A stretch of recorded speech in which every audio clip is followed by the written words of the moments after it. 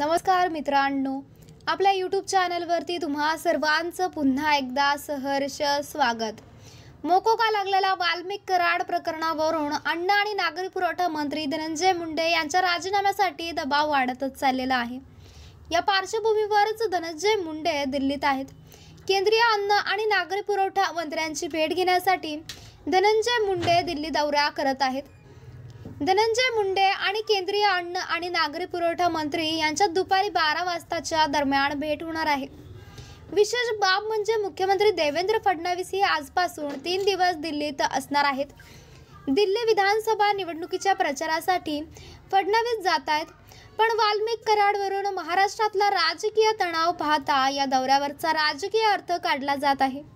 सामाजिक कार्यकर्त्या अंजली दमानिया यांनी सोमवारी अजित पवारांची भेट घेऊन धनंजय मुंडेंच्या राजीनाम्याची मागणी केली आहे। त्यानंतर धनंजय मुंडे यांनी मुंबईत मंत्रिमंडळाच्या बैठकीनंतर देवेंद्र फडणवीस आणि अजित पवार यांची भेट घेतली।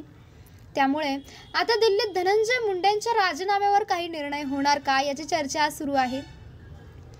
संतोष देशमुख हत्या प्रकरणात CID आणि SITच्या माध्यमातून जवळपास 150हून अधिक जणांची चौकशी करण्यात आली आहे। यात वाल्मिक कराड यांच्या पत्नी, अजित पवार गटाचे जिल्हा अध्यक्ष राजेश्वर चव्हाण, युवती प्रदेशाध्यक्ष संध्या सोनवणे, सरपंच संतोष देशमुख यांचे भाऊ धनंजय देशमुख यांची चौकशी झाली आहे।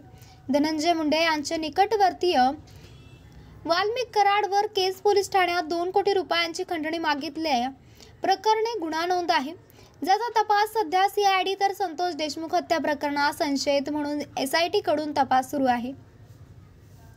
धनंजय मुंडे काल माध्यमांशी बोलताना भावुक झाल्याचे पाहायला मिळाले। माध्यमांनी धनंजय मुंडेंना विरोधकांकडून राजीनामा मागितला जातो याचा प्रश्न विचारला।